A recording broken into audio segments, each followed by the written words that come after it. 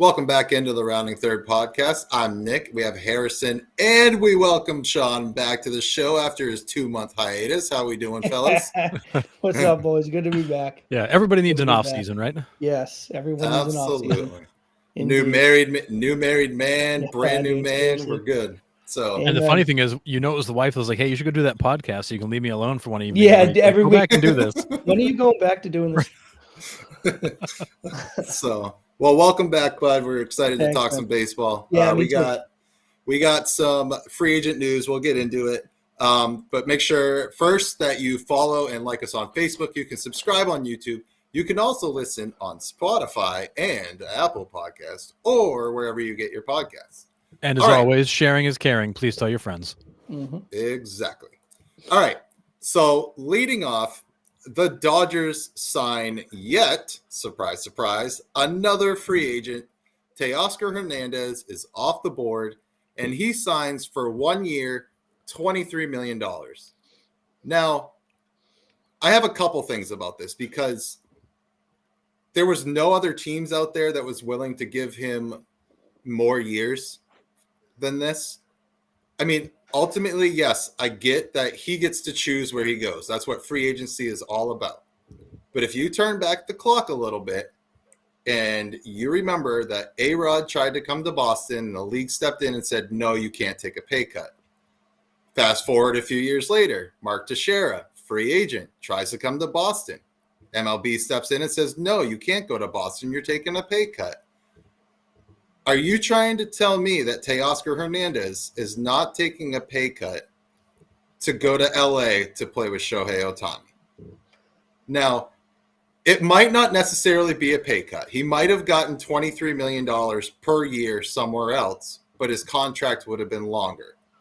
I don't know. I have mixed feelings about this. And is the MLB just not saying anything because it's the Dodgers or parentheses Yankees? No, I think the league's not saying anything because it's Teoscar Hernandez and it's not A-Rod or Mark Teixeira or Okay, like. fair. And there's nothing against Teoscar Hernandez. I mean, he's a really good player, but he's not a face of the franchise guy. Yeah, Right. okay. I mean, I think fair. that's the main difference. Mhm. I don't think there's any doubt that, and you do have to do that. The league can't meddle too much, I don't think, because it is free agency. And the reason why players work hard, you don't just get to go to free agency. You have to earn it. You have to play in the league for a certain period of time. You have to go through the years. You have to have years of service, and then you have to earn free agency. So when a guy earns it, you got to give him the ability to choose where he wants to go. He's earned that throughout his career. So, I think I would have felt worse if the league did step in.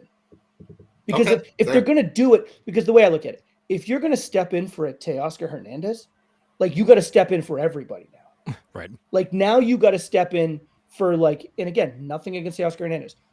But if you step in and start to dictate where he can sign, now you got to a number 3 starter that's just going to load up a roster. Well, no, we can't. We got to step in now. You know what I mean? Yep. And again, I didn't love it when they did it with A-Rod. I didn't love it when they did it with Teixeira, but I get it a little bit more because those are face of the franchise guys. Now, granted, they both ended up going to the Yankees, which already had faces of the franchise. So I Right. get that. But the names are just so much bigger. And I think I get it. And that makes no sense. And I'm talking in circles, but in my brain, it's I get it a little bit more. No, Yeah, I'm following you there for sure. Yeah, if they were signing Matt Chapman on top of all this, you might say, hold on, pump the brakes. That's a real impact player. Teoscar Hernandez is a guy who's been pretty good. But what kills me about this deal, so aside from the fact the Dodgers are just doing stupid things, and I feel like the super team build is on, they're going for broke. Arguably, we watched Steve Cohen do this last year too, and all thought, oh, this is interesting. Now the Dodgers are doing it, and it's kind of ridiculous, but of course, because it's at a whole nother level. But what's interesting with the Teoscar Hernandez deal, here's a guy who's 31 years old. This is generally, you're going into prime years. This is when you sign that last big contract in your early 30s. He's taken a 1-year deal. On top of that, believe it or not, I mean, the Dodgers love to do this. They deferred $8.5 million of it. So it's a 1 year deal. They're deferring $8.5 million out to 2030. He's not going to get. He's going to wait 6 years to get the rest of this contract, and then with luxury taxes on top, that $23.5 million contract going to cost the Dodgers $32 million because they've now escalated beyond the 50%. There's another 12.5% surcharge. Like they're in a whole world of competitive balance tax pain that creates costs. But here's a 31-year-old guy signing a 1 year deal with over a third of it deferred in prime time. So to me, this screams, I want to go win. I want to be a winner. I want to be on a winning team. I'm gonna ride the coattails of the other guys.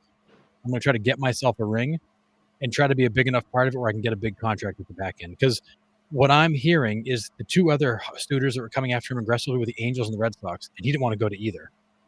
So to him, it was, I don't want to go there.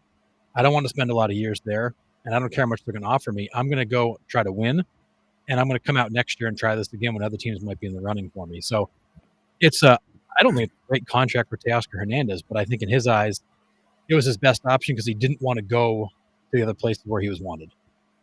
Well, I also think, too, if the league is going to step in, then they need to step in on this new fad that the Dodgers are doing about just deferring all sorts of money on contracts. Like It's that's crazy. where the league is going to have to step in and go, well, we got to close this loophole, right? Yeah. Because now it was already almost a competitive advantage just having that much money to spend, but that's baseball, right? I mean, that's what happens when you don't have salary cap.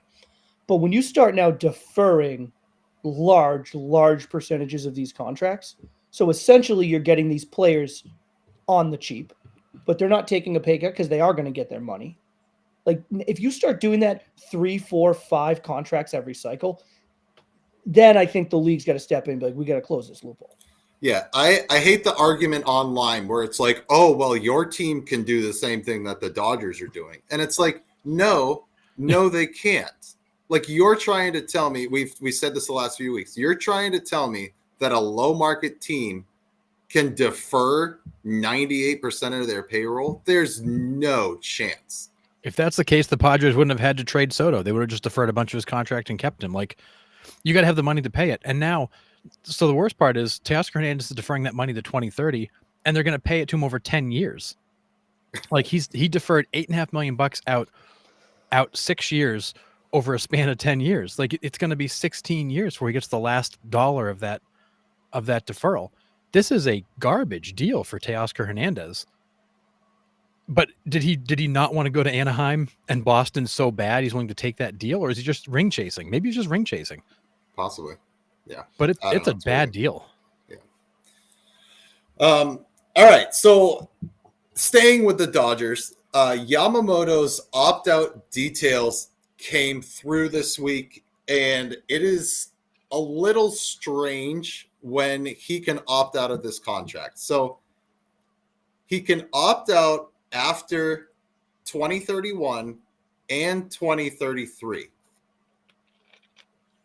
Okay. That if he does not have significant right elbow surgery, so Tommy John, or he's on the IL for 134 straight service days due to an elbow, he can opt out 2 years before. I know it's kind of tough to follow. I don't know if I explained that right. Yeah. 29 and 31. Now, it's weird that he can't opt out in 30, like that middle year. Like that one's a weird one to me. But so pretty much if he gets through healthy through 29 without missing significant time, he can opt out in 2029. If he's on the IL due to a right elbow injury, he can opt out later in 2031.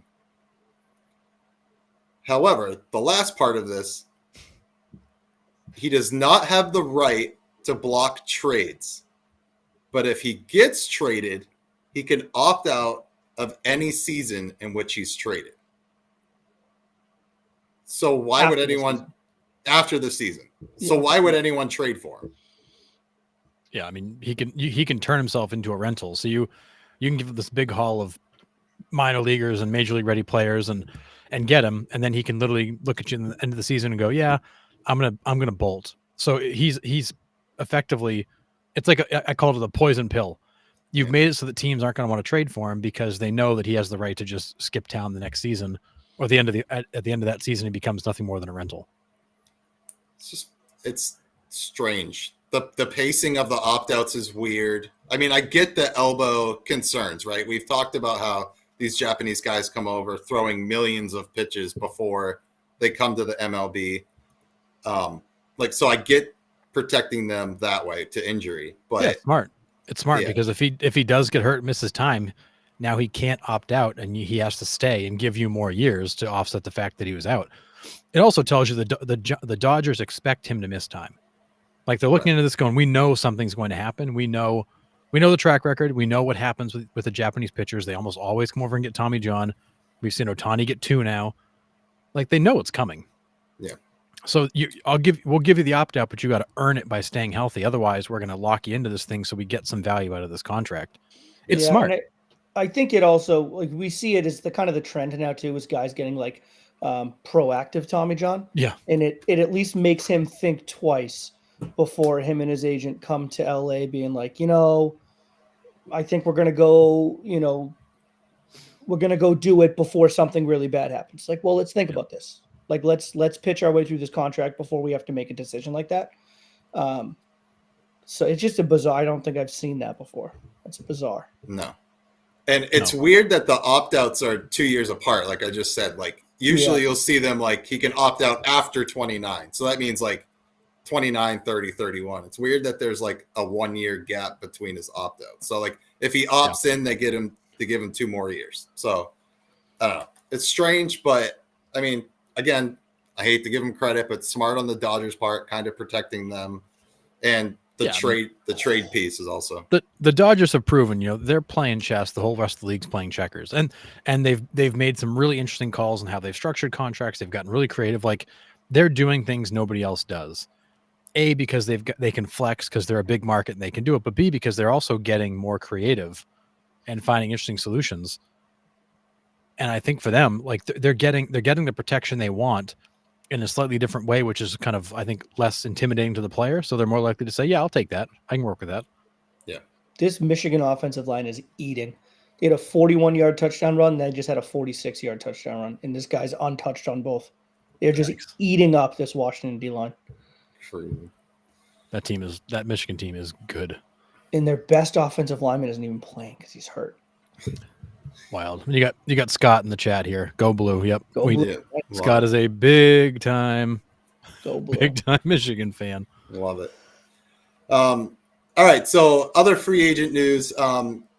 Imanaga is possibly the next one to sign. He's the most we've kind of heard from lately. The rumor is he could get up to $100 million, and the Giants have kind of emerged as the front runner for the Giants. Are desperate. They're so tired of finishing second in all these free agent races.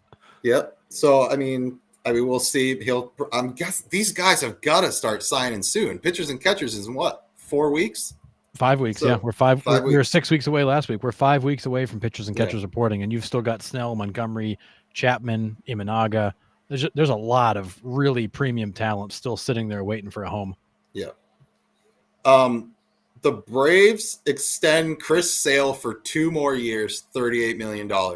Is this smart for the Braves to do this, knowing Chris Sale's injury history? I think it's so the way it was set up is they were going to get Chris Sale for this year. They had a $20 million option for next year if he was really good. So they would have gotten 2 years out of him if they wanted to. This takes the option off the table, gives him 2 years of I would say kind of guarantee. So I think the Braves look at it as it's not a huge financial gamble if he's not quite Chris Sale of old. I also think they believe it's going to give Chris Sale some peace of mind knowing that he's not playing for his next contract. He's locked in. Hey, you got 3 years here, guy. Let's go. I don't think it's a bad move. I just don't know that I would have done it right now until at the All-Star break and he's pitching great. Sure, I'll go back and talk to him. But I think the Braves are afraid if they didn't do it now, he was going to have a great season and be like, yeah, guys, I'm out of here. So I think for them, it's a risk where you can lock up a guy that you're betting on is going to be healthy and seeing where the chips fall. Yeah, I mean, the injury history obviously has to scare you, right? If it doesn't, you're a crazy person. But at least it's fluky, though. but even with the injuries lately have been fluky injuries. But when he was healthy with the Red Sox, I know we were talking about it in the group text, like the underlying numbers, like he still is effective. Like his swing and miss rate is still up there. Yep. His hits per 9 is still like really good. He like still has the highest K per 9 ratio in the history of baseball. Like when he's healthy, it's like he's still really good. He's still gross. Kind of Chris Sale. Like he's up blowing you away with like 97, 99, like the whole game. But like he's still so damn effective. Yep. He just misses bats. And so, with him not having to be like the ace of a staff, right? Like, you got your Strider who's kind of just a swing and miss king, and you just kind of tuck him there in the middle of the rotation. And it's like, hey man, you got to miss a couple starts in May, June. Like that's cool. Like whatever. Yeah. We just got to avoid the fluky injuries, and you just keep being Chris Sale. And next thing you know, you're going to look up in August and he's going to have 14 wins. And you're like, this is crazy. Yeah, you got Strider and Fried are your headliners, and Chris Sale is just another guy who can blend in and go out there and spin. Like, and if he stays healthy, man, I mean, the numbers are still there. He still misses bats. He still is really good about not allowing guys to string hits together. He does give up the long ball, but and the Braves do that. They have pitchers that give up the long ball. So it's like, what's one more? Strider gives up 30 plus. Yep. Right. Like what's one more?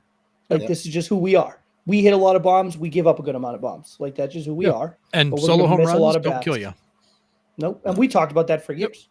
Yeah. Absolutely. So, I mean, if he can keep up his ability to miss bats and just not allow guys to string hits together, he'll be fine.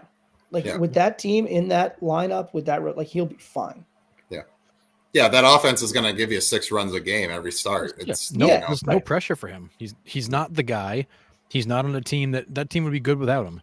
He can just go there and pitch and do his thing and let it be what it's going to be. Yeah. But I agree with Sean. I think I can't remember if it was Morgan or Nicholas said it last week, but he's going to go out there and probably win 17, 18, 19 games. Yeah. Because he's finally healthy. He's had fluky injuries after the Tommy John. His stuff is still good. He's going to be hiding in the 3 or 4 spot of that rotation. And you put Chris Sale up against somebody else's number 4 starter. Well, like and that's what I was just going to say. It's just not right. When oh my God, this offensive line's eating. Is he gone again? This is just, they have families. They just take it easy. These guys have families. When the schedule shakes out, right, and like rotations start to take form. Yep. And he's consistently going up against the 3, 4, 5 starter of the team you're playing against. It's like, all right, good luck. Yeah, it's not fair. Yeah. So he'll be nasty. It was a good trade for the Braves. Yep. And I think in a way a good trade for the Red Sox. Now, like imagine if the Red Sox don't make the trade and the news comes out that the Red Sox just signed him to this extension, Boston would have burned down. Yeah. Yes, it would have. Yeah. And rightfully like Boston would have burned down. Yeah, so, right. Boston needed to get rid of him. They needed to get rid of the salary. Yep. They did. They got back a guy that's going to play right away that they need. It's a help in a position that they need. Middle infield is what they need. Now, whether they play Vaughn Grissom at shortstop, second base, I don't know. But they need middle infield help. So for sure. You come back with a guy that is going to be in your starting lineup. You get rid of a guy that you can't trust, even though like he loved being here. And when he was healthy, he was good. Absolutely. You couldn't trust him to stay healthy. Nope. So it's like it kind of worked for both sides. But I did laugh when that came out that he was extended. And I was like, imagine if that was in Boston. Yeah. People would have rioted. Yeah, I mean, the nice thing is the Red Sox don't really sign anybody, so you don't have to worry about them offering contracts. But Right. but no, you're right. If the Red Sox said, we're going to extend Chris Sale, Red Sox fans would have had the right to go to Fenway with pitchforks and torches demanding an explanation. And it's funny because not to get on like a Red Sox tangent just yet, we're only like 20 minutes into this thing. Yeah, it'll But come. like, I do find it funny where it's like, I am as frustrated as every other Red Sox fan out there because it's like, do they know free agency has started? Like you're allowed to sign guys now. Like you can Yes. make, Right. however, Somebody poke Craig Breslow, make sure he's awake. and we do it. Fans up here in Boston, they do it with the Patriots in the offseason. I'm sure they'll do it this offseason with the Patriots. They do it with the Red Sox. It's like the first signing doesn't have to be a blockbuster signing. Right. Like, it's okay to identify an area of need and get a guy while you can get him. And just because he's the first one doesn't mean it's the most important thing you're doing this offseason. Fair. And imagine if the Red Sox have made no moves, but they announced that they're extending Chris Sale. It would have been extra riots, because it's sort of like, you're not going to go, Yamamoto's out there. It's like, yeah, but Yamamoto's hard to get. Right. Like, if you can identify an area of need and fill that need, that doesn't mean that you're automatically prioritizing that as the biggest move of the offseason. Do you know what I'm saying? Yeah. Absolutely. I mean, at this point, we're January. Like, let's make some goddamn moves. I mean, let's get in on it. Do we even have enough guys to fill the roster right now? I think it was a lot of false hope too, because like we moved Verdugo, we traded for Tyler O'Neill, so we're like, oh, here we go. The Red Sox are active, and then it's just been radio silence. Yeah. I think that's where like my frustration kind of leads in. Sure. You're like, all right, here we go. We're making moves, and no, we're not. Oh, Yeah. Okay. Yeah, and this has been like the ongoing joke with the Red Sox the past couple of years. They're the kings of interest. Like, they have interest in everybody. Yeah, they're Like, the in kings on of, everybody. Like the Sox have interest. Like, front office jobs are hard. Like, aside from aside from the money you get, like, I don't know if I would want that job, because it's like it's a you never win, and it's you always lose, especially in a market like this. Everyone's going to automatically look at the downside. You're paying him too much money. He gets injured a lot. He's a bad locker room guy. Like, whatever people are going to make up, it's just every move you make is a bad move. But that just comes with the territory. Yeah. But like, I'm with you guys 100%. When they initially made that Tyler O'Neill move, I was like, okay, like, Craig's in this to win it.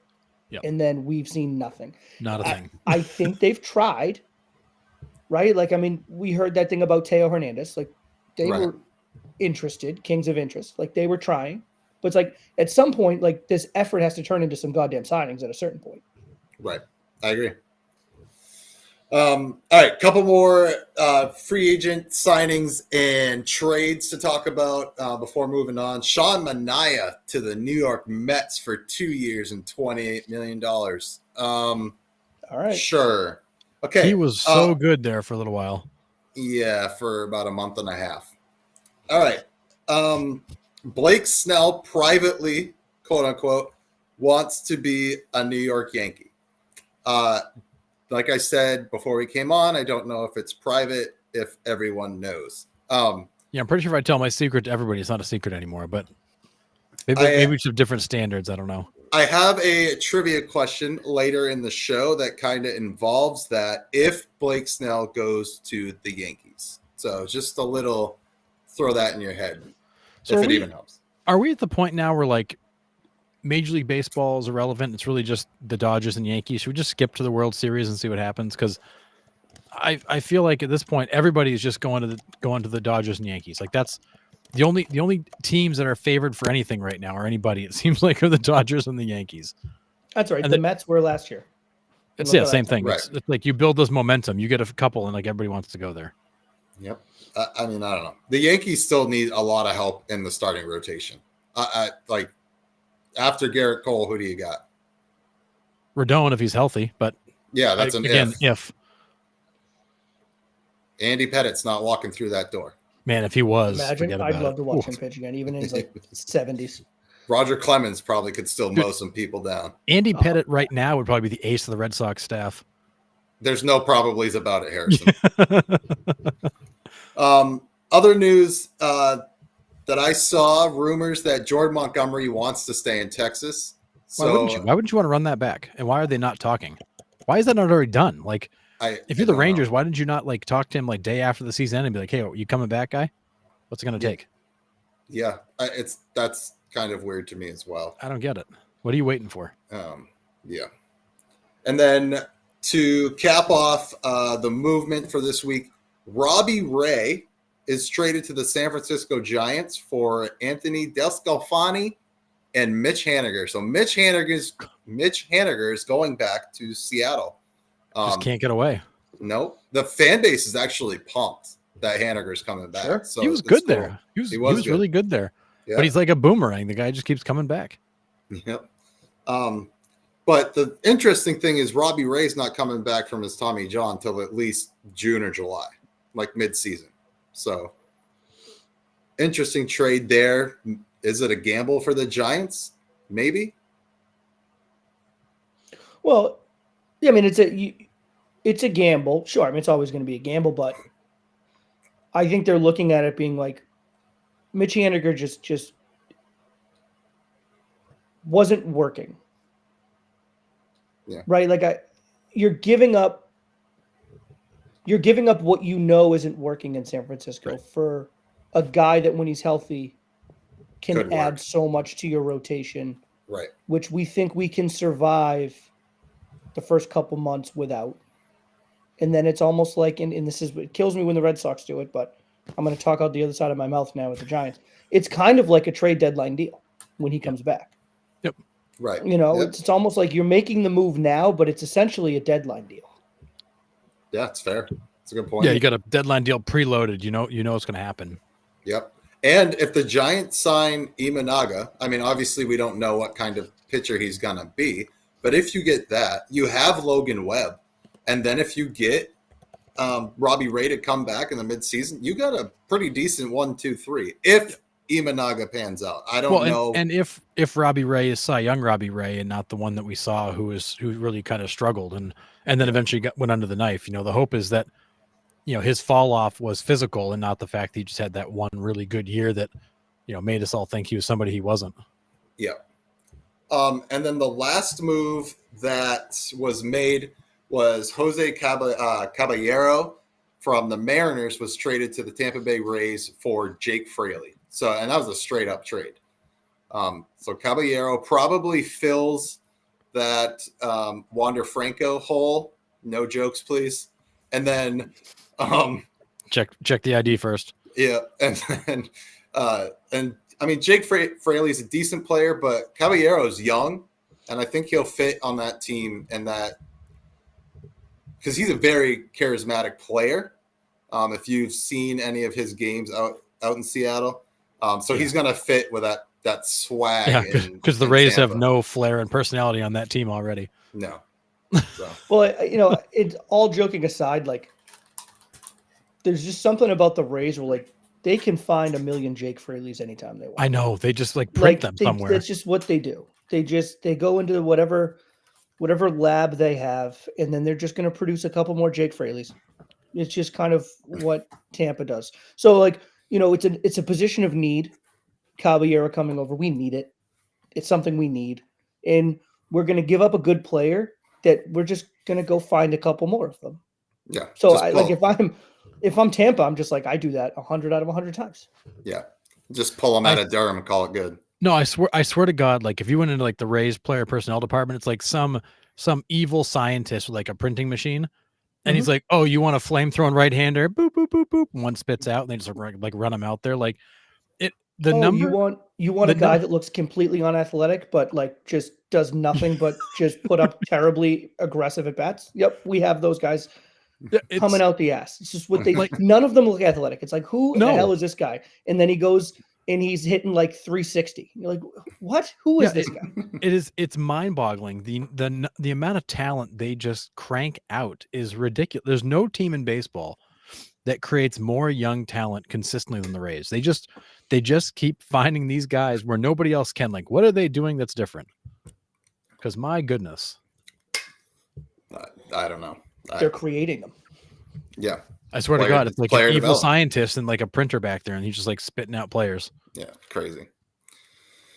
All right, so that was all the movement from this week. So it is starting to crank up a little bit. I would imagine this next week or two is gonna have to unfold here soon because we got 5 weeks. We got 5 weeks, boys. 5 weeks, and we're gonna have pitchers and catchers showing up. Yeah. Well, I do think though, just real quick about like the slow moving. Like I wonder, I have nothing to back this up. This is just me kind of spitballing here, but I wonder how much the whole like COVID year where like spring training was delayed and guys are realizing like we can wait. Like there's no I know it was just natural practice to sign as early as you can so you knew and you could report. But like all these guys train in the off season together. They all know Yeah. each other. Right. Like the idea of like having to report so early to build chemistry and build rapport with your new teammates is kind of out the window. Yeah. So like it's just like let's just wait. Like we're just gonna wait to see which teams are truly desperate because it's the desperate Fair. teams that pay the biggest contracts. So Well- we'll just wait. And there's gonna come a time where it's a flurry and just like everyone is signing. It's like a 3-day period where like you just get your phone's going crazy, all these guys signing. You I just don't realize think we're like, there yet. and I think the other thing too is some of the big names remaining are pitchers, and they report first. So Yeah. those guys in the next few weeks are going to have to know where they're going. Yeah. They got to arrange. They got to make sure they've got housing and all this stuff lined up. Like, Sure.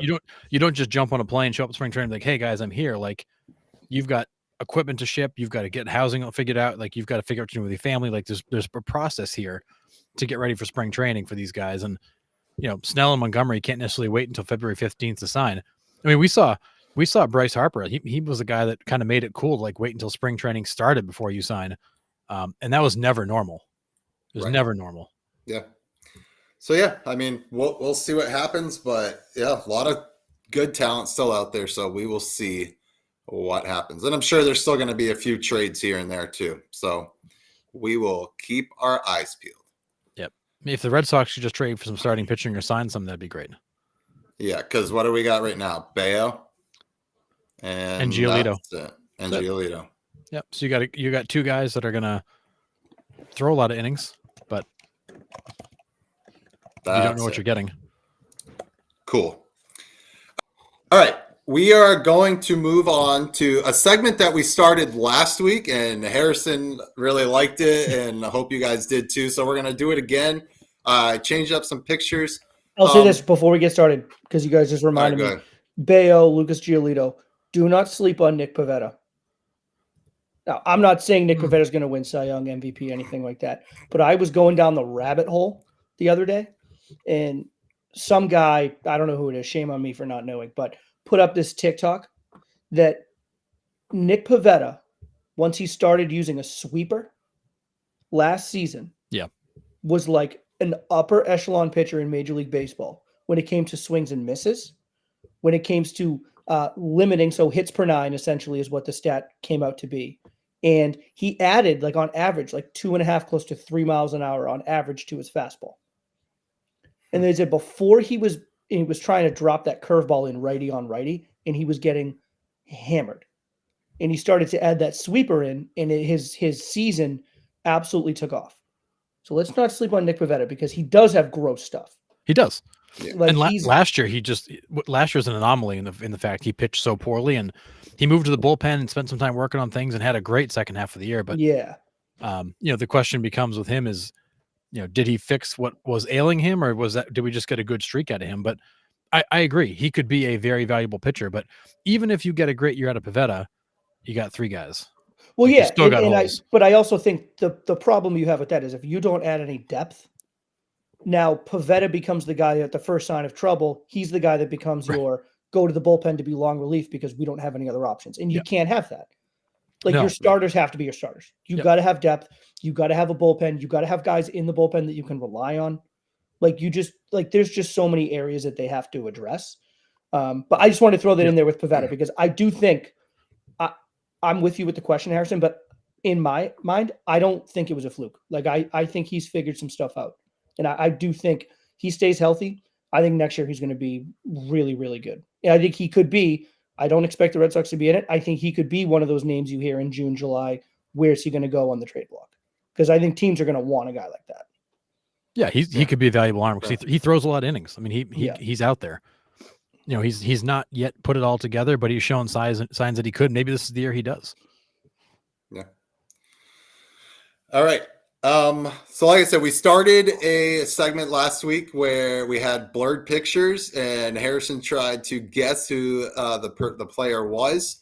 According to the blurred picture. I'm still proud of my Marco Scudero call. Just saying. That was a great call on yours. I was so shocked you got that right away. I couldn't get Jack Morris, but I could get Marco Scudero. I don't think I would have got Marco Scudero. Oh, it was a good one.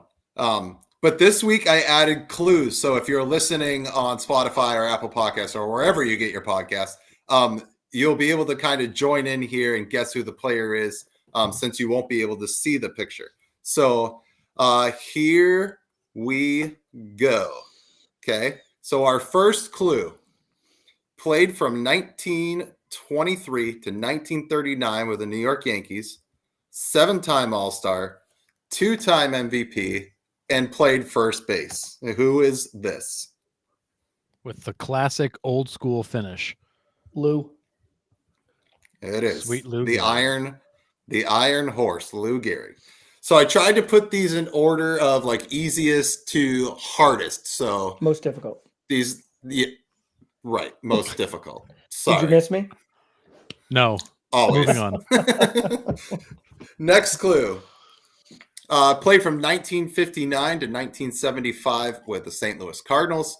8-time All-Star, 9-time Gold Glove winner, 2-time Cy Young, 1-time MVP, and he's the starting pitcher. So, I mean, very iconic finish Yeah. here to kind of an I don't easy- know how he didn't fall over with that finish. I mean, everything is at a 45-degree angle to the ground. Like, there's no reason his whole upper body shouldn't just hit the ground. I'm not convinced that any of his feet aren't even on the ground right now. He's got like 2 toes on the ground, the whole rest of his body at a 45-degree angle. But it is That dude was of an course alien. the guy who broke baseball, Bob Gibson. But my God, and not only that, but he threw a lot of pitches over a lot of years. Guys today that would throw like him would be out every other year. I would have loved to have seen this guy pitch live. I can't even imagine what he looked like. It would have been Alien. amazing. Yeah. All right. Next one. Sean should get this one. He's my favorite go-to guy yeah. here. So here's the clues. Played from 1930 to 1946 with the Memphis Red Sox, Pittsburgh Crawfords, and the Homestead Grays. 12-time All-Star. He was a catcher, outfielder, and first baseman. And according to Nick, he hit 1,055 trillion home runs. Yeah, greatest player ever. It's true. Josh Gibson. Greatest player ever. Josh Gibson. JG. Yes, for sure. Yep. Best catcher of all time. Next boy. All right. It's a shame we don't have really good stats on some of these players because I know. I hate that. I would Oh, have this is my loved to see boy. like real stats for Josh Gibson or Satchel Paige and these guys. Yeah. Like, what did they really do? Because you don't know. No, it's a shame, really. All right, next guy. My man. Played from 1991. Nobody to rolls a Hummer like him, 2003 right? with Boston, Anaheim, and the New York Mets. MVP in 1995, 3-time All-Star, 1-time Silver Slugger, and only played first base. Mo. And this is Big Mo Vaughn. Nobody rolls a Yes. Hummer leaving the Foxy Lady like Mo Vaughn. No one. Move on. I don't know if I ever told you guys this. When we were Pat and I would use our favorite player, my twin brother, when we I grew loved up. him. I loved him too. He was like our all-time favorite player. Did you do the crouching batting stance playing wiffle ball? No, Oh, not really. Maybe yeah. a little bit. Like I wasn't coordinated enough to do different batting stances when I played wiffle ball Okay, at fair that enough. age. Mo Vaughn was my favorite. And this is probably like a horrible thing for me to say, but like, fuck it, we're amongst friends. I used to think when I was like a kid, like 4, 5, 6 years old, like when Mo Vaughn was like top player in the league, I used to think that like every African-American guy was just Mo Vaughn. Like, that's just what I like. We'd be like at the mall and I'd be like, is that Mo Vaughn? My dad's like, no, that's not Mo Vaughn. Isn't that horrible? That's how much I idolize Mo Vaughn. I love Yeah. him. It's No, I mean it's It's true. What do yeah, you want me to say? it is what it is. We get it. You know, I mean, what do you want me to say? those Yankees up here in the Northeast, but Yeah, man. I mean, listen, it's horrible for me to say, but it is You a know, shame that Mo was Vaughn's 5. career. Yeah, it's kind of a shame his career went off the rails when he like fell into the dugout on that foul ball, messed up his ankle. It took him like 2 years to get over that thing, and He he could just hit, though, never man. he was never really the same. you could hit. Oh man, he could hit, and he was for a while there until he started to really get hefty because Mo Vaughn wasn't a fat guy until late in his career. He was a stocky built dude, and he was a good defender too. But then he got a little out of shape and just couldn't move anymore. I also think, and this is not a Mo Vaughn related thing, but I think the Angels need to go back to the Mo Vaughn Jim Edmonds uniforms. Oh yes, Oh, 100%. Those were the best. Absolutely. Those were The so best. underrated. Yep. Those were so underrated. Agree. Yep. All right, next guy. Played from 1984 to 1997 with Oakland, Baltimore, Detroit, and Texas. 2-time All-Star, 4-time Silver Slugger. He was mainly a catcher, but also played first base and right field. Who is this? Oh, What were the years again? Is that 84 to Tettleton? 97?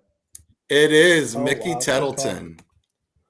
Mickey Tettleton. he had that yes. weird like lay the bat off kind of thing, and then he'd like snap back up. Yeah, and later in his career, if I remember right, like almost his entire back was to the pitcher. Yeah, it was weird. He was an interesting guy to watch, and he played all over the place. Yep. Switch hitter too, I believe. He was, I remember him. All right, next one. Oh God, person played a lot of places. Played from 1990 to 2005. Came up with the Dodgers. Went to Kansas City. Was in Boston, Seattle, Minnesota, Philadelphia, and the Mets. 2-time All-Star. So just real quick, Nick, sorry. Are these teams in order? Like he ended his career with the Mets? Yes. Okay. All right. 2-time All-Star. Shortstop, second base, and first base were the positions he played. We would probably know him for playing second base with the Red Sox. Who is this? Jose Offerman? Yeah, I remember when they It is. signed him to that big free agent deal. People lost their mind. He was actually pretty good for the Red Sox, but Yes. Yep. Jose Offerman. I'll never forget. I was at a Red Sox game, and I got my dad got corporate tickets on the corner of the Red Sox dugout at Fenway, and he struck out on a pitch that was really not. It was not a strike. And Javi Baez strike. Yeah, he didn't swing. He was looking, and he got rung up. And he came in the dugout and threw a temper tantrum. I was probably 10. I've never heard so many F-bombs in my life. I mean, he lost it. You could hear the bats rattling and stuff flying. And just F this, and just screaming. I was like, okay, cool. Yeah, that's funny. It's all right. He deserved it. It was bad. All right. It was a bad strikeout. Next one.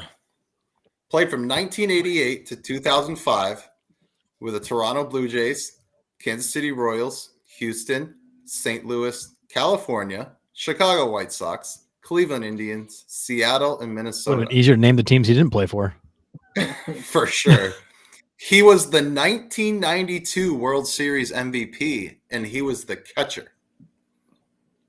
So who is this? Pat Borders? Harrison, Jeez. killing it. Nailed it. Give me a Pat chance. Borders. Yes. Wait, you stole Jose Offerman from me. I'll take Pat Borders. I wouldn't have got Pat Borders. Yeah, Pat Borders. He was Yeah. a highly, highly underrated guy. Yeah, especially with that Blue Jays team, he held that team together. Well, he did. He was the glue there for a while. Those are back in the days of like Juan Guzman and like they had some crazy pitchers up there. Dave Stieb, it was weird. It was a weird team, but absolutely. All right. Took a year off. Played from 2012 to 2015 and then 2017 with Seattle and Miami. He's a relief pitcher, but he's known for the controversial delivery during this time. Who is this? Yeah. So he used to like do the hop, He would hop. Yeah. Yes. and he threw like high 90s. He threw. Oh, gas. yeah. Gas. First name was like Chris or something. I can't remember his last name. You're close. It's not Chris. Oh, it's gonna kill me. I saw him pitch at Fenway with Miami, and I was sitting like I don't know, a handful of rows behind home plate, and he comes in, and Bogarts took a high fastball to the oppo gap to tie the game. Oh my God, I don't know who is it. Oh man, yeah, Carter Caps. Oh God man, damn, yes. I remember him Yeah. so vividly. He had such a weird delivery, but he threw gas. It's crazy. Like I was looking at some of the images, and this is the best one that I could see that because a lot of them were like straight on, so you couldn't really see how far he hops. On some of those images, he was literally a foot or a foot and a half off the mound, and he hadn't even started his overhand delivery. I don't know look how at it that here, was. like, I don't know how that was close to ever rubber. legal. I don't know how that was ever legal. No. So that year off, I'm pretty sure, if I remember right, was he had to fix his delivery. So he took that year off to try to fix that hop. and then he came back in 2017 and just Yeah, he was never the same. couldn't cut it. And No. his delivery is a balk. Because he leaves Yeah. the mound before he breaks his hands and starts his delivery. But more importantly is how did the guy get all the way to Major League Baseball before people saw that as a problem? I know. Like, it's odd. oh But- man, There it is. Carter Capps. yeah, All right. that was good. Next one. The picture is most likely going to Cliff give it Floyd. away, but I'll see if you guys can do it. No. Played from 1992 to 2002 with the LA Dodgers, Montreal, Chicago Cubs, Florida, and the New York Yankees. The one-time All-Star was in Montreal. So he was in geez. Montreal when he got his All-Star. He was a left fielder and first baseman, and he had a candy bar. Oh, it's named Henry after him. Rodriguez. It is. Oh, Henry. Oh, Henry. yeah. That picture really gave it away. It sure does. But yeah. Yep. Henry Rodriguez. He was another guy. Yeah, really kind of an interesting career, but when he at his peak, he was a good ball player. Yeah. Especially that year of the Expos, he like exploded. Oh yeah, But yeah. Henry yeah. Rodriguez. He was. I mean, I miss those Expos. I really do. I miss Right. the uniforms. I miss that Olympic Stadium, which was an abomination. For But sure. man, I miss the Expos. I wish I wish they'd do expansion up there again. Yeah. All right. Played from 1983 Oh boy. and then 1985 to 1997 with the Phillies and the Florida Marlins. Most of his career was with the Phillies, I'll give you that. 3-time All-Star, catcher, right fielder, and first baseman. Mostly a catcher. Who is this?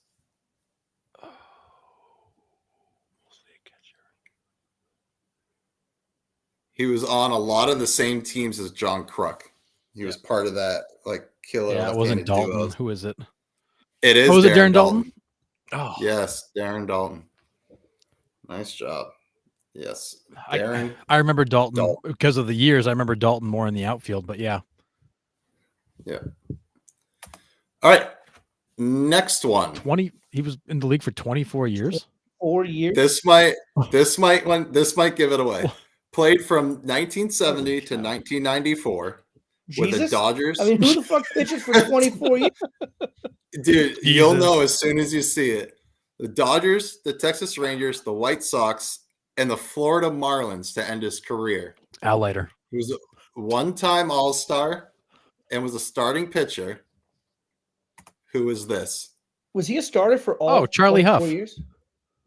Yes. Oh, Charlie Huff. Yeah. Charlie Huff, Was the he a starter knuckleballer. for Yeah. all? Was he a starter for all 24 years? I'm pretty sure. he might have. He might have closed here and there and done relief pitchers, but Yeah. I mean, I mostly know him as a starting. That dude pitcher. was a million when he retired, and he threw that And- knuckleball forever. Talking Yeah. about underrated uniforms, these need to come back full time. Yes, Oh, yeah. 1,000%. With the all teal hats. I mean, it's just like do the right thing, baseball. Just Yep. do the right thing. Yeah, those World Series winning unis need to come back. And I All- also want to just see the full-time. Mariners bring back the sleeveless pinstripe ones. Yep. Those were sick. Yep. Do the right thing. Who do we write to in Major League Baseball to get those uniforms brought back? I don't know, but I mean, I don't do much for this podcast, so I can take that one on my shoulders. We're gonna we're gonna make this happen. We're But- gonna start a movement, Sean. We're gonna make this thing happen. the Marlins did bring him back on Friday nights. No, that's Friday why nights they that's were why I Oh, said full time. I mean, we need full time. I need to log on and I need to go to MLB TV on a random game in August when they're out of it and see these beauties. Like that. That's what I need. I agree fully. Sick. All right. Oh man. Played from 1998 to 2009 with the White Sox, the Oakland A's, the Red Sox, the Mets, Baltimore, and Tampa. No All-Star appearances, Boy. and he's also a relief pitcher known for his unique That's delivery. a pretty good long career for no All-Star. Who is appearances. Is this? that Chad Bradford? Harrison killing it tonight. Sure is, man. This is my thing. I Chad? can name obscure baseball players all day long. Chad Bradford. Look at that arm though. How is that not like broken upon release? Dude, my knees, my ankles, shoulders, My neck, everything. was Yeah. back. And if I remember correctly, wasn't Chad Bradford one of the guys that was like heavily focused on in Moneyball? Yeah. Yeah. Yeah. He was Yeah. the. Yeah. Yeah. He had such a weird delivery. My goodness. Yep. Those submarine guys this- were different. So different. It's crazy. All right, this next guy you might be able to get from the clues, so just wait until the picture comes up. Got it. No, Okay. No, this is all you, Sean. Played. I don't Played know. from I don't know. All right. See, the hard played from- part is like our age difference is just enough. Like these years are all my sweet spot. Yeah, You were probably too Yeah, young yeah, to remember yeah. most of these guys. Yeah. All right. Played from 1989 to 2002 with Atlanta, Cleveland, the Yankees, and Oakland. He won Rookie of the Year. He was a 3-time All-Star, 2-time Silver Slugger. Most of his career as an outfielder, played first base towards the end of his career. Who is this? Oh, David Justice. That It is. boy. Yeah. Yeah, that one. That's an easy Another one. guy in It's- Moneyball. Yeah, I was just gonna say another Moneyball guy. Yeah, David Justice. That's a pretty unique follow through. It is, and it was Yeah, so that's pretty. That's a David Justice swing. David Justice in his For sure. prime was elite level, elite, Yeah. but he fell off hard. Okay. These next ones I think are going to be a little bit tougher, but we'll see what you guys got. Okay. Played 1999 to 2012 with the White Sox, Milwaukee, the Rangers, Houston, and ended his career in Miami. He was a 3-time All-Star, left fielder, and first baseman. Can I take a guess before? Oh, never mind. Not who I Yeah, was gonna well, okay. say. Not who I was gonna say. Who is this? Wait, go back to the clues real quick. Yeah. Left fielder and first baseman. Mostly outfield. So I thought, based on the stance, I thought it was somebody totally different. Who did you think it was? I was going down the road of like Encarnacion or somebody like that, but it's not. No. I remember him mostly from his time in Houston, around the Lance Berkman era. I was gonna say Lance Berkman, but I didn't think he played in Milwaukee. No, it's not Lance Berkman. No, I know that now. It's not Derek Bell because Bell didn't play those other places. Not Derek Bell. Once you see the name, you're going to be like, man, I know. oh, man. I'm looking at him going, man, I feel like I should know this one. I mean that, and I know it's not, but like that batting stance looks like a Ramos Ramirez. I can't get a Ramos Ramirez out of my head.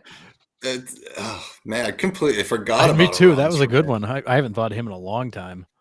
Okay, this one Polanco. is no, not Polanco. This is Carlos Oh, Lee. man. Oh yes, of course it is. Of course it was. Yep. Yes, of Yeah. course. Carlos Lee. I'm looking at him going, I know I should know this guy. Yeah. Who is it? Yeah. Yeah. All right. Oh, man, we were on such a roll there, Here we go. Shawnee. You were. Played from 1989 to 2001 with Toronto, Cleveland, the Cubs, Giants, Mariners, Yankees, and Anaheim. Jeez. No All-Star appearances, an outfielder. I remember this guy mostly from Chicago and his time in New York. He's got 2 first names, and his last name is a landform. I'll give you those clues. Is a landform. So he's in a Cubs uniform? Yes, sir. Is his last name Lake? Nope. Oh. Oh man. Once you see this one, He was too, in I New think York you too, got the it. Yankees too. Yeah, for a little bit. Big, solid, right-handed Yeah, guy. clearly. Like, he looks always like a took- tank. Always took like man hacks too, and he was kind of an all or nothing kind of guy. The Yankees like him that way. Yeah. Oh. All right. Remember, he's got 2 first names. Well, now all I can think of is Willie Mopena. When you say his first names, and that guy took man hacks too. Took Big Daddy hacks, yeah. For sure. But I'll give you the last name is Hill. Oh, Glenn Allen Hill. Yes. I'm like, my God, I feel like I should know this guy. Yeah. Glenn Allen Yep. Hill. I don't have no idea who that is. No, dude, he would He took take man some hacks. Oh, hacks. he looks. I I mean, mean, he just. Yeah. He was Look- that guy that he moved around the league because like everybody thought he was like like a He's Hunter Renfro. yeah, Hunter. He's like a poor man's Nelson Cruz. Like people would bring him in just hoping to hit bombs, but 270 career hitter. He was nothing like crazy, but he survived as long as he did because he'd hit 20-ish home runs every year. He looks Dude, so he's got more angry. he's got more muscles in his right forearm than I do in my entire body. He looks so angry. Oh, he was. He was. Yeah, for sure. All right. This is the last one I have for today. Played from 1982 to 1996 with Minnesota, the Mets, Boston, Cincinnati, and Toronto. Frank Viola. One-time Cy Young winner, 3-time All-Star, starting pitcher. Who is this? Frank Viola. Yes, it is. Sweet Frankie Frank V. Viola. Sweet chin music. For sure. Frankie V. Frank Viola. He was one of What the a first what Red a Sox picture starting of him, pitchers too. I really loved. Yeah. What a picture of him you just had. Up Yeah. Yeah, You're reading, I'm welcome. like, oh my God, that's got to be Frank Viola. Yeah. Frankie V. Man. All right. Ooh. Man, so next week I'm getting like really tough. You Now, guys still motored through This those. is so much fun to like. No, pull Harrison up motored these- through him. I got a couple here and there. Harrison motored through him. This is I'll, so fun to pull up these like obscure baseball players, see if we can figure who they are. You got to give me I'll some. pull up- Throw in a couple of guys my generation for me. All right. So what, 2020 to 2024? All right. So, all right. Oh, I man. do have a couple of actual trivia questions to ask you guys. So I'm going to revert back to that Blake Snell Oh yeah. wanting to go to New York. Privately. Now, private. Privately. Don't spread that. That's private.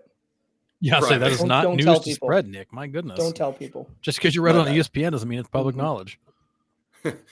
Delete from show. Okay.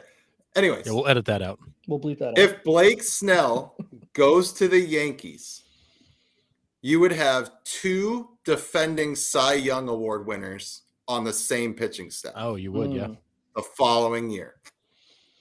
When was the last time 2 defending Cy Young Award winners pitched for the same team in the following season to defend their crowns? Oh wow. I'm thinking Pettit and Clemens in Houston. That's a great That is a guess. great but guess. It's not that. I'll give you the team. You might get one of these guys. The team was the Kansas City Royals. Saberhagen. Saberhagen is one. Apier? No, Apier didn't win. No. Saberhagen. Was that with Blyleven? Who was he with? No, not Blyleven. This guy came over from the Padres in a free agent deal. So he won the Cy Young in 89 with the Padres and then joined the Royals pitching staff in 1990. This is a really tough one. It's Mark Davis. Oh goodness, yeah. Nope. Would never have Yeah. got. We could have sat No. here for days. Yeah. But yeah, I didn't know that. I was like, Oddly that's enough, crazy. coming over from the Padres, like Blake Snell would be coming over from the Padres, but Right. interesting. Crazy. All right. Who were the last 2 pitchers to throw no hitters on the same day? This also happened in 1990, June 29th, 1990. And I would say they're very well-known pitchers. No hitters on the same day, huh? Yep. June 29th, 1990. Did Nolan throw one on that day? Nope. I'll give you the 2 teams. Athletics and the Dodgers. In 1990, Fernando? Yep. Fernando's one. Fernando Valenzuela. And then the A's, you said? Yep. Eck. Not Oh, that Eck, would have been a good one. I guess. Another pretty well-known pitcher for the A's that was dominant during that time, though. Raleigh. No. So 89, they went to the series. Was it Stewart? It was Stewart. Dave Stewart? good Nice. call. Dave Stewart. Stewart, Nice nice job. Nice. Man, a work. no-hitter on the same day. That's wild. Yeah, Dave Stewart threw it in the afternoon, and then Valenzuela capped it off in the night. Wow. Crazy. All West Coast, huh? Cool. Well, yeah, naturally. Okay. And the last trivia question I have is, who was the first team to hit 3 grand slams in one game, and who hit them? Oh, wow. Was it the same guy? No. Oh, 3 different Jesus. guys, but it's the Okay, first all right, okay. first team to hit 3 grand slams in a game. It happened in 2011. The Cardinals. Nope. AL or NL? AL. It's probably who you think it is. The Yankees. The Yankees. It is the Yankees. I was like, that's such a Yankee stat. And then who hit In them? 2011, So 2011. Teixeira was probably one. No. A-Rod. Was he not there in 11? No. Nope.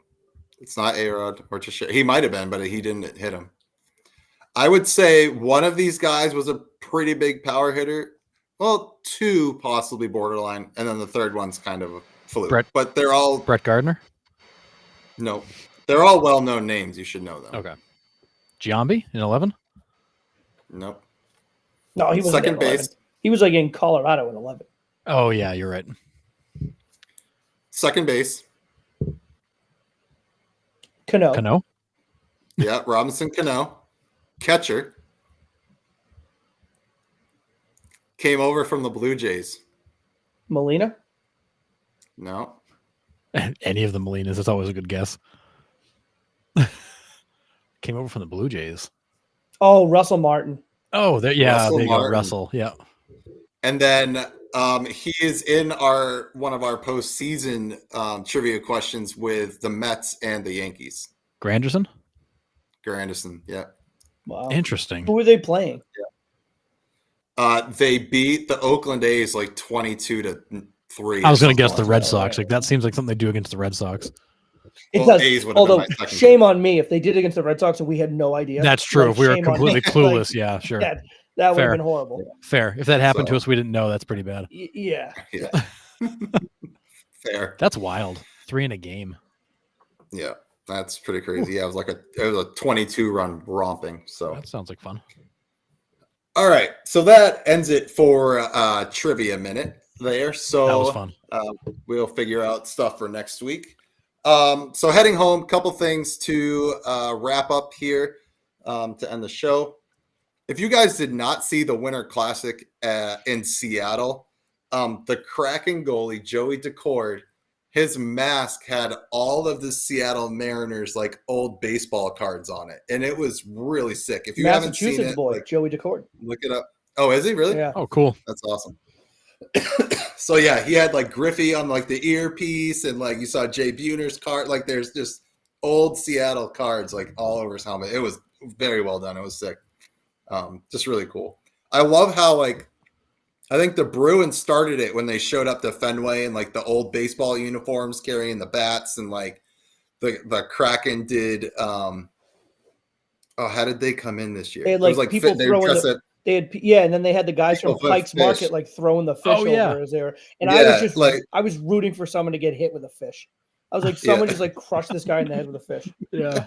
Yeah. I love the So, old school hockey celebrations of like the fish on the ice of the first goal. Yeah. Yeah. I grew up watching UNH hockey games, the Wildcats, and that was always whatever frat was in charge would bring that nasty fish in the first goal that thing hit the ice. Yeah, it's Gross. so cool. I love how they're like they pay respect to baseball when they're doing the outdoor games. Like it's really cool. Yeah, it was But- cool when the Bruins did it too, and it was the year at Fenway, so he didn't even play because Tim Thomas was in net. But Tuca, the backup goalie, had an awesome. We'll have to go back and like find a picture of it. His mask was all like modeled after the Green Monster. It was sick. Mm. Like Oh, it was yeah. like Yeah. Green Monster green. It had like the Green Monster font. It was Yeah. really Yeah. cool. Like that was, and he didn't So- even play, but that was a really Yeah. cool one. Yeah, it's awesome.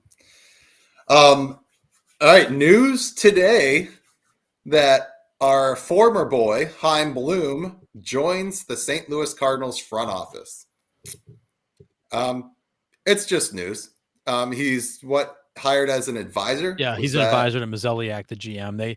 They want him to come in and help them with their minor league system, player development, all that stuff, because that's what he's known for. He's pretty good at Uh, that. Yeah, I mean the Red Sox have one of the best farm systems in baseball.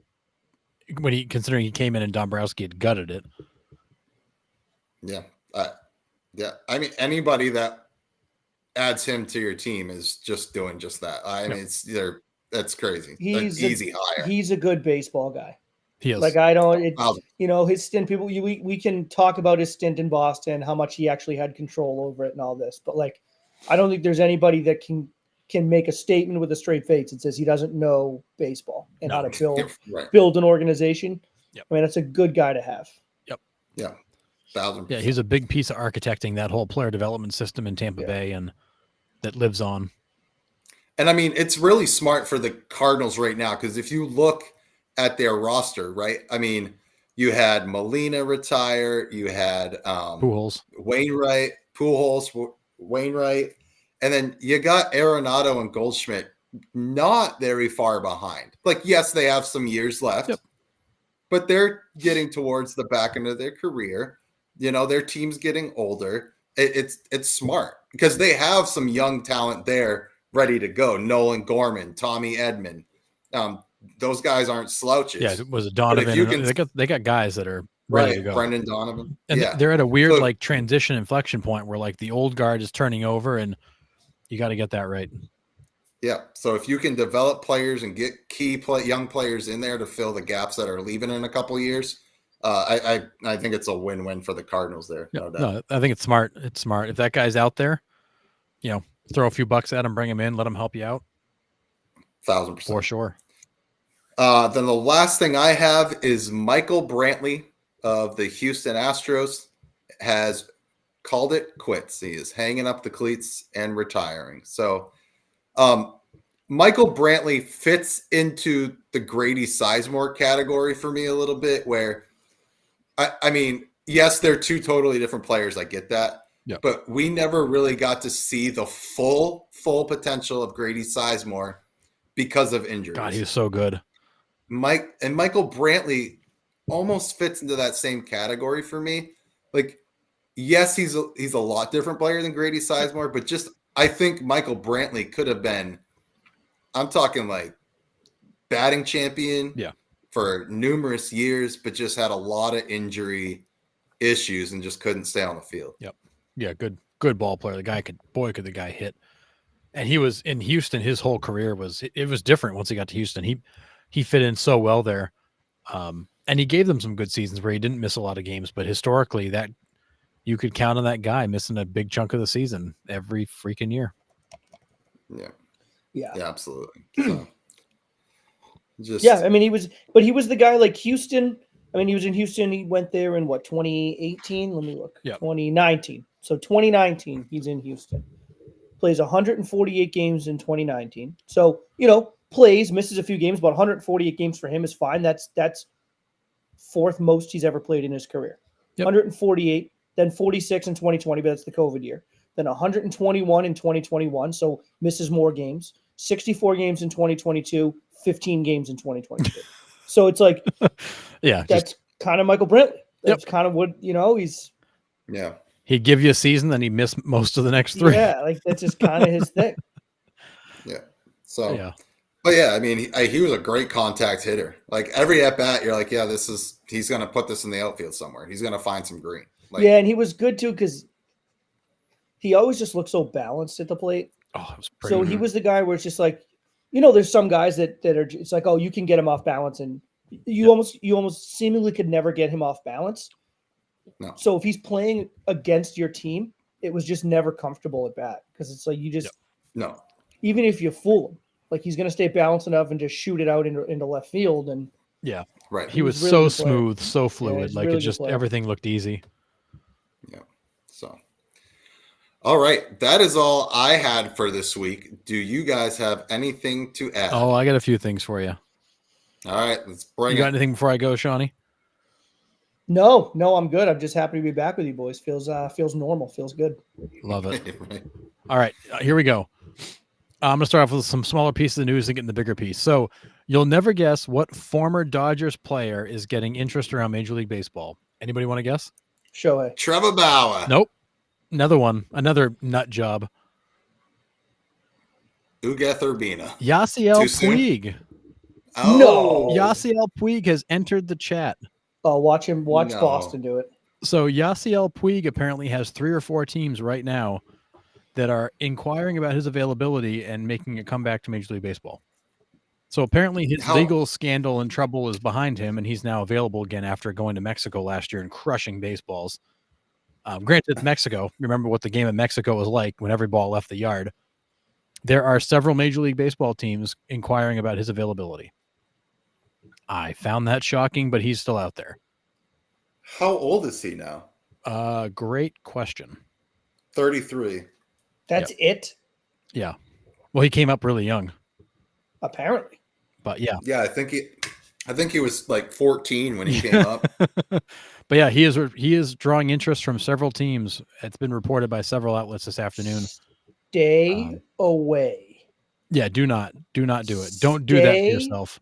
Away. Please. But If along you those are same a- lines, If you are a team that has young players that you are getting into the clubhouse to get them ingratiated to Major League Baseball, stay away from Yasiel Puig. yeah, don't do it. That dude has ruined every locker room he's been in. Yes. And that includes Cincinnati when they were the joke of the league. And he still ruined that locker room. Yep. Yeah, I agree. Yeah, and the guy is nuts. Like, he is certifiably nuts. You don't know what he's going to do day to day. I think that's insane. But there apparently are several MLB teams kicking the tires on Yasiel Puig. Our other former Dodger friend, who's a nut job, Trevor Bauer, who's been cleared of all of his charges and all that, has been talking to major league teams, is finding that the interest in him is not as good as he hoped it would be. There are teams that are interested. They're very cautious. They're talking to him more about kind of incentive laden, prove it sort of deals. He's not loving that. So his return, he may end up going back overseas to get paid and not coming back to Major League Baseball. But his market is very very difficult to judge right now. I have heard that teams aren't interested in A, the history, and B, there's still some underlying stuff going on that's not known in detail to the public. Yeah. That's what I've He heard. still has a lawsuit going against one of the women that accused him. He's been cleared of the really bad stuff. But he's still got some more legal trail behind him. There's some concerns that if you sign a guy like that, is there fallout with your fan base? And generally around baseball, people don't like all the stuff he had to say about Major League Baseball for all those years when he ranted and raved about sticky stuff and all that. And there's a feeling that he's going to be kind of a circus sideshow. And maybe you don't want it. Yes, that's what I was going to say. That was going to be my phrase. It's a sideshow. Yep. Like, how can he be surprised that teams are coming to him at all with prove it to me, low risk, you can earn most of the money deals? Like, What is it that he wanted? He hasn't pitched in Major League Baseball in so long. Did he think that because like the really bad Chargers are now gone, that teams are going to be like lining up and he was going to be like fighting them off with a stick? I think like, he what did he think that then that gives you a little clue into his mindset, which is extra proving like stay away. Yeah. I mean, a guy that got, obviously his career got derailed by bad charges, but he was already a guy who MLB didn't love because of, they were already tired of him. Yeah, because of the antics and him chucking the ball in the outfield and all the stuff he had to say and the videos he was making in his social media. Like, Major League Baseball is looking for a reason to get rid of this guy. This one just presented itself, so they were able to get rid of him. But so apparently he's not finding it as easy to get work as he hoped. And maybe there's some consideration of going back overseas to keep pitching, but we'll see. One more thing before the bigger news item. The Rays, after hearing all the feedback from their fan base about the fact they play in St. Petersburg but never talk about St. Petersburg, are looking to add a St. Petersburg uniform to the rotation.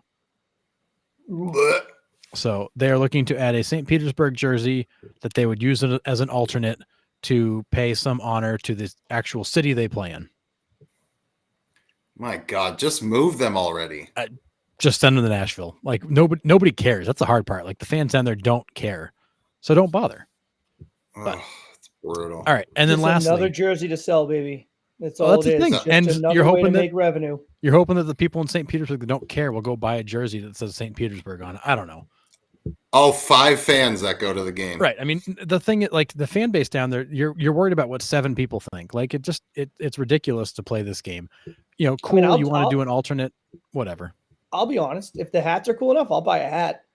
Oh, for sure. You know, like Nick already if- as every freaking yeah, hat if there the is. Might St. as well Pete keep hats adding. are cool enough, I'll buy a hat. But that's about where I draw the line. So, anyways, we're looking at mixing that in, and then lastly, as of a few hours ago, so if we remember correctly, the San Diego Padres lost their TV deal last year when Diamond Mhm. Sports in bankruptcy decided to start dumping deals. Diamond Sports entered bankruptcy protection in, let's see, what was the date? Last March. So March of 2023, they entered bankruptcy protection, and they use that as a way to break contracts.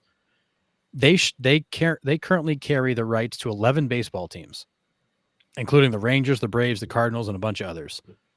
So Amazon made a $150 million offer to bail the company out and take over its TV rights, which Diamond was going to do, and MLB said no. MLB said no because Amazon wanted to take over streaming rights. Yeah, the platform. And MLB said, no, if you want a streaming deal, it's got to be through us directly. You can't get it through Diamond. We would rather have these 11 teams lose their TV deals than lose our streaming rights. So, Which I think is smart on MLB's part. yeah, so Diamond is now potentially not going to exit bankruptcy. And you will have 11 markets that don't have a TV carrier, which means they're going to do that whole MLB TV only deal like San Diego did. Because MLB is scared to death of anybody getting rights to these broadcasts outside of their package. So, interestingly enough, Amazon made the offer, very good offer, would have saved the company. MLB shot it down. Bankruptcy continues, and television rights for those 11 teams continue to be very much in limbo. Do you have those 11 teams, and are by any chance they Baltimore, Washington, Atlanta, or Cincinnati? The Braves are definitely in there. So the teams are. So Bally controls, holy cow, they control everybody. So for you, they control Atlanta. They control the Cincinnati Reds. But Masson still has Baltimore and They've got Washington, so that's not gonna Baltimore, Washington, you're out on. But they do have Cincinnati. They do have the Guardians. They do have the Braves. They do have St. Louis. They do have the Tigers. They have the Brewers. They have the Twins, the Rangers, the Rays, the Marlins, the Diamondbacks, the Angels, the Padres, which is now kind of a mess. The Diamondbacks are already out too. Yeah, the Royals. Diamondbacks and Padres are already out. Yeah, so they control a lot of markets. And it looks like Diamond is potentially going to go out, and then MLB is going to renegotiate all those TV deals. But because Diamond works under Bally's is massive. Yeah. So we'll see. But Amazon tried to bail them out and pick up some streaming rights and got absolutely shot down by MLB. So now those markets remain in limbo. I mean, I think I would rather have them deny Amazon that and put them on MLB TV, because essentially, if I'm paying for MLB TV, I want access to all 30 teams. I shouldn't be blacked out if I'm buying the premium MLB TV package. Like, I agree. You look at NFL Sunday Ticket, you look at, NBA League Pass, all of those NHL Center Ice. You buy those packages, you're not blacked out, are you, from your local team? So the NBA, you are. Yeah. Because there's still regional deals. Yeah. So Okay. like when I go on the NBA TV app or whatever it's called now, they change the name every like 8 minutes. But when I go on that, like if I can't watch the Celtics there, I have to watch the Celtics Okay. go on cable. On Comcast or whatever. Right, yeah. Right. Yeah. So there's Or also like if the Celtics are playing on ESPN, I have You're to watch it blacked on out. ESPN. Like I can't watch it on the NBA thing. Yeah, so it's still a little tricky. You know, hockey has less of that because it's more of a national TV deal, but there are still regional networks involved, like NESN. Yep. But like the Bruins, I can't watch that on ESPN Plus. I have to watch it on NESN. Yeah, so there are certain markets that are still an issue with those, but what's interesting, so like you look at San Diego when they moved to MLB TV, that wasn't free. Padres fans lost the ability to watch their team on TV. So if the Rangers go blank because Diamond caves and MLB puts it on MLB TV, your Rangers fans have to now buy MLB TV to see their team. So this this in theory could be a disaster for MLB to have 5 markets go dark, especially the reigning World Series champions if you can't find them on TV. And Yeah. MLB is willing to play this game a little longer rather than let Amazon get in the game. That's how afraid they are. That's how valuable the streaming rights are to them and how afraid they are that somebody else is going to get their hands on them. Yeah. I mean, I know they've given a few, was it Friday night games to Apple TV? Yep. They get like one They're game. experimenting some. I don't know if you guys have watched that broadcast. I am not a fan horrendous. of their broadcast. I don't like the commentating. I don't really like the broadcast look of it. Like, I don't know if that's me just being an old fart and It is. loving the classic look of baseball, but I don't really care for the Apple TV broadcast or the talent they have on there. I'll be honest with you. I don't, when I watch a baseball, and I don't know, this is going to come off maybe like snobby, and I hope it doesn't. I don't mean it to. Like, when I watch baseball games, like, I rarely even listen to the broadcasts. Like, I don't, like, I would tune in and listen to the Red Sox broadcast a couple years ago when they had Eck, because Eck was just like a guaranteed laugh like every half inning. But like, other than that, like, I don't care. Like, I'll put a game on and I'll just like do some other stuff. Like, I don't. Yeah, I'm the same way. I don't need these people to tell me what's going on. Like, I'm very well aware of like what's happening in the game. And oftentimes I find myself getting frustrated because it's not just the Apple TV, but even like sometimes on ESPN, on like some of the major TNT or TBS, like, I find myself quite a few times being like, I don't even know if I fully agree with that. Not that they're wrong. You just disagree. Yeah. Like, just like I just, or I just don't really. So the Apple TV, I can't really commentate on what it was like because I didn't really listen. But it's legit like, hey, like, this pitch is called a curveball, and they call it a curveball because it curves, and it's like. But you gotta understand, they're trying to get people in. They are. Like, they're trying to get people that don't typically watch baseball that tune in on a Friday night to watch, you know, whatever show is streaming. And hey, like, so they're trying to get them in. Like, I get that. Yeah. I'll tell you what frustrates me about that broadcast. Frustrates maybe not the right word, but it took me a long time to get used to it. Is there's a thing like down on the bottom right hand of the screen, and it, after every single pitch, it'll like update. It'll be like, oh, the hit probability is 21%. Oh yeah.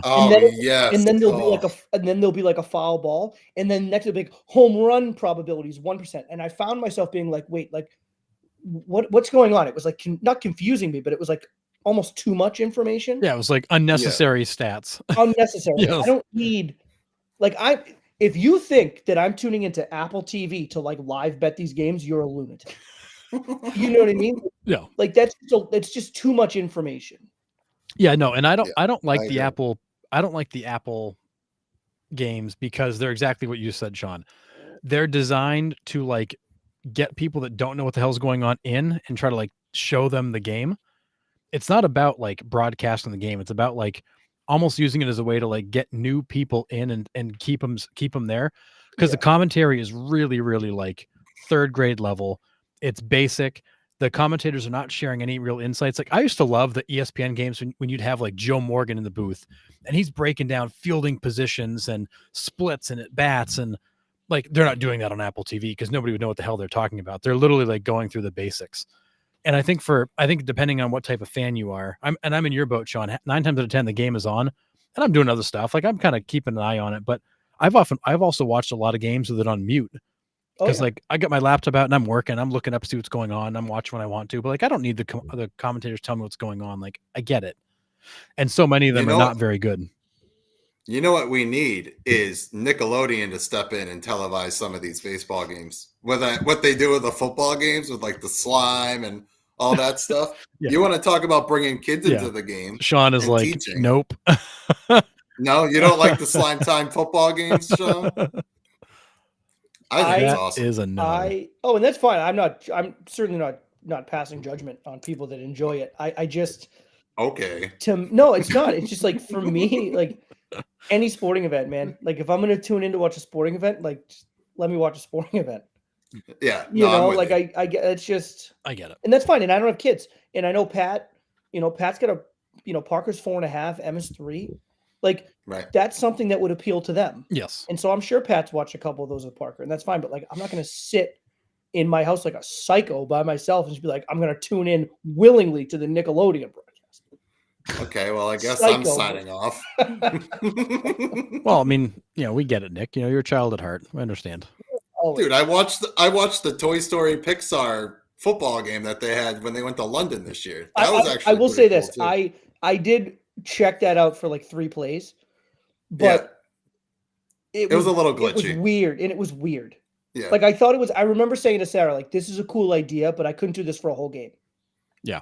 Like I did, like I thought it was cool when like the claw would come down and place the ball, like where the ball was spotted. Like I thought the animation part was like cool. Yeah. But it was like 2 plays. I'm like, I just got to go back to regular football. Yeah, I hear you. Yeah, I think if you're trying to keep a kid interested, sure, but like, yeah, right. it'd be really hard to watch a game like that as an adult. No, that would get tiring. For sure. But yeah. So I mean, I don't know. Like ultimately, I think baseball needs to fix the blackout issue. I agree. I don't know how you do, because we've said it a million times about the regional networks, but like I'm still here. I'm just getting a beer. Yeah, you gotta MLB's deal gotta with them fix at some TV. point. Period. Like they got to get that sorted out, because Yeah. having all these blackouts, having no real kind of league wide program, everybody's doing their own thing in their own markets. You got Bally, who controls all the little markets. The big markets are all handled kind of on their own. Like it's weird. And I think if MLB could go back in time, they never would have broken it up like they did. But here we are. But they got to fix the TV thing, because stopping a company like Amazon from getting into the game because you're afraid of the rights, but you'd rather have markets go dark, than it's all backwards. Like they got to sort this out. I know, like I'm in the minority, like just because of the area I'm in, but there's no reason I should be blacked out of 4 teams. Like that's ridiculous. That's crazy. The closest team I have is 6 hours away. Like, I mean, not even close. Like, there's no reason I should be blacked out of 4 markets here. Yeah, that would be like me being blocked out from New York, because it's 6 hours from where I am. Like, it's not even in my market. Right. I mean, it's just absolutely bonkers, and I can't even get any of them on cable because they're so far away. So right, yeah, you can't get the regional network, but you're blacked out because of the regional network. So it's like, what do I do? Yeah. So I mean, that's where they should. And this is people, I'm sure, are just like, what the fuck are they talking about? But like, this is where you should be able to go. Like, there's got to be, in the year of our Lord 2024, you should be able to go onto MLB TV and buy a subscription, and then you want to watch, let's say, a Reds game, and it initially tells you it's blacked out, regional, local market, whatever. And you simply put in the zip code that you're living in, and then it says, oh, okay, well, that zip code, you can't get that actually on cable, so we're going to let you do it. Like, and I don't care how many people are going to game the system. So a handful. So what? Like, you're not losing money on that. Well, and if like, you're this is crazy. If you're MLB, you want that. You want more people watching. That's what I'm saying. And we're coming up with rules and laws for the 5%. When we should be coming up with rules and laws for the 95%. Yeah. You know, like it's almost backwards. It's dumb. Yeah. They got to fix that. And this is MLB. I think there's just kind of, protecting their territory, but I think it's a mistake. I think not having a solution for these 5 markets that are immediately in jeopardy of going dark is crazy to me. Could you imagine the NFL letting 5 markets go dark? Well, NFL's different though. It is, but I'm just saying, like, can you imagine another professional league like letting 5 teams no longer have TV coverage? Like, that blows my mind. Yeah, it's crazy. Yeah, even hockey's not going to do that. And I would say they're the least viewed of the 4 sports. Yeah, nobody would let that happen. But MLB is like, we're going to play this game and see how it goes. Yeah. But, all right. Anything else? That was a nice little rant at the end. Yeah, sorry, that's it. I didn't mean to like. I figured that'd be worth talking about, but boy, I love it. I'm here for it. That's right. And I put the link in the chat. People want to go read the article. It's strange. Yeah. All right. Anything else before we wrap up this week? That's it. All right. So just reminding everybody to please like and follow us on Facebook. You can also subscribe on YouTube. You can also listen on Spotify and Apple Podcasts or wherever you get your podcasts. And we will see you next Monday at 8. See ya.